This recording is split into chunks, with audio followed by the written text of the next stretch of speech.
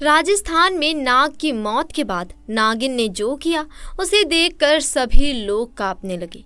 दोस्तों, इस घटना की शुरुआत होती है राजस्थान के सिरोही जिले से लगे हुए एक छोटे से गांव की, जहां पर एक जतिश नाम का व्यक्ति रहा करता था। जतिश बहुत ही गरीब इंसान था। उसके पास कुछ गायें थी और कुछ बकरियां भी थी। उन्हें चराता और उनका दूध बेचकर अपने पूरे परिवार का पालन पोषण करता। एक बार उसने अपने छोटे भाई को गायों को चराने के लिए भेजा, परंतु जब वो गाय चरा कर वापस लौटा तो जतिश ने देखा कि उसमें तो एक गाय कम है। शायद वे जंगल में ही कहीं पर रह गई होगी। उसके बाद जतिश ने अपने छोटे भाई से कहा कि तुम यहीं रुको, मैं जंगल से गाय को लाता हूँ। जब वो बीच जंगल में पहुंचा तो उसने देखा कि सामने पेड़ के नीचे एक गड्ढे में बहुत ही चमकीली चीज थी। तो उसने सोचा कि ये कोई बेशकीमती हीरा होगा। उसने नीचे से एक लकड़ी उठाई और उस लकड़ी से उस चमकीली चीज को हिलाने लगा, परंतु उसको बिल्कुल भी इस बात का अंदाजा नहीं था कि वो चमकीली चीज इच्छाधारी नागिन की नागमणि थी। उसको लकड़ी से थोड़ा हिलाने के बावजूद जब वो चमकीली चीज बाहर नहीं आई तो उसने 2-4 बार लकड़ी से उस पर वार कर दिया, जिससे वहां मौजूद इच्छाधारी नाग के सर पर चोट लग गई और वो उसी समय वहां पर मर गया।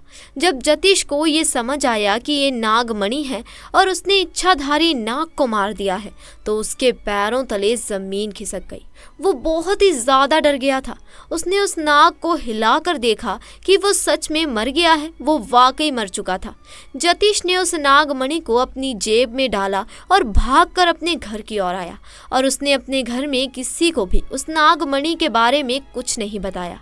फिर उसने नागमणि को अपने हाथ में लिया और एक इच्छा जाहिर की कि जो मेरी गाय जंगल में खो गई वो तुरंत ही वापस आ जाए, और अगले ही पल वो गाय उसके दरवाजे पर आ चुकी थी। ऐसे में जतिश बहुत ही खुश हो गया था, मानो जैसे उसकी जिंदगी पूरी तरह बदल चुकी हो।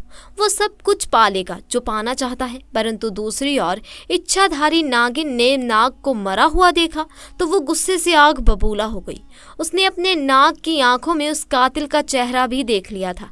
दरअसल जतिश ने बहुत बड़ी गलती कर दी थी कि इच्छाधारी नाग को वहां पर जलाया नहीं, उसे ऐसे ही वहां पर छोड़कर आ गया, और उसकी यही गलती उसकी बर्बादी का सबसे बड़ा कारण बन गई। धीरे धीरे जतिश ने नागमणि की सहायता से सारे सुखों को हासिल कर लिया और बड़े ही ऐशो आराम से अपनी जिंदगी जीने लगा। उधर इच्छाधारी नागिन अपने नाग की हत्या का बदला लेने के लिए बहुत ही ज्यादा तड़प रही थी, परंतु जब तक जतिश के पास वो नागमणि थी तब तक वो उसको नहीं मार सकती थी। इसीलिए उसने अपना रूप बदलकर एक बहुत ही सुंदर स्त्री का रूप धारण कर लिया और जतिश के गांव में आ गई। नागमणि होने के कारण जतिश बड़ा ही पैसे वाला इंसान बन चुका था। एक दिन जतिश काम के सिलसिले में एक गांव से दूसरे गांव जा रहा था। तभी वो इच्छाधारी नागिन एक सुंदर लड़की का रूप धारण करके उसके रास्ते में आकर बैठ गई और रोने लगी।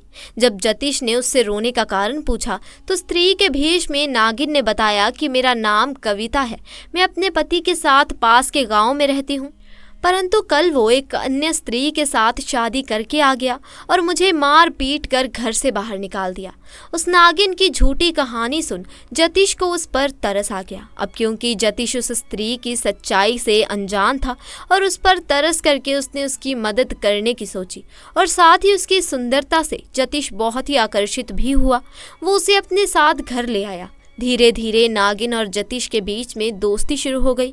वो दोस्ती इतनी गहरी होती चली गई कि जतिश को पता ही नहीं चला कि वो कब उस स्त्री के प्यार में फंस चुका था। एक दिन जतिश और कविता घूमने गए। एक जगह पर बैठकर कविता ने पूछा कि ये तुमने गले में क्या पहन रखा है? तो जतिश ने कहा, ये तो एक मामूली सा ताबीज है। वो नागमणि जतिश ने ताबीज के रूप में अपने गले में पहन रखी थी। फिर उस लड़की ने कहा, क्या तुम मुझे इसे थोड़ी देर के लिए दे सकते हो?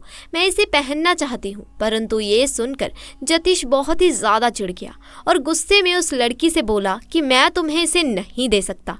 इसके अलावा मुझसे जो मांगो वो मांग सकती हो। इसके बाद इच्छाधारी उस लड़की ने जतीश से कहा, तुम तो पहले बहुत बड़ी बड़ी बातें किया करते थे, मैं तुम्हारे लिए ये कर सकता हूँ वो कर सकता हूँ, परंतु मैंने एक छोटी सी चमकीली चीज़ क्या मांग ली, तुम उसे ही मुझे नहीं दे पा रहे। इसके बाद जतीश ने कहा, ठीक है, परंतु कुछ देर में इसे पहनकर मुझे वापस कर देना।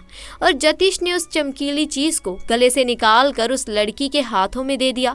और जैसे ही नागमणि इच्छाधारी नागिन के हाथ में आई तो उसका रूप भी बड़ा भयानक और विशाल हो गया, जिसे देखकर जतीश कांपने लगा और इच्छाधारी नागिन ने उसे डस डस कर मार दिया और अपने नाग का बदला पूरा कर लिया।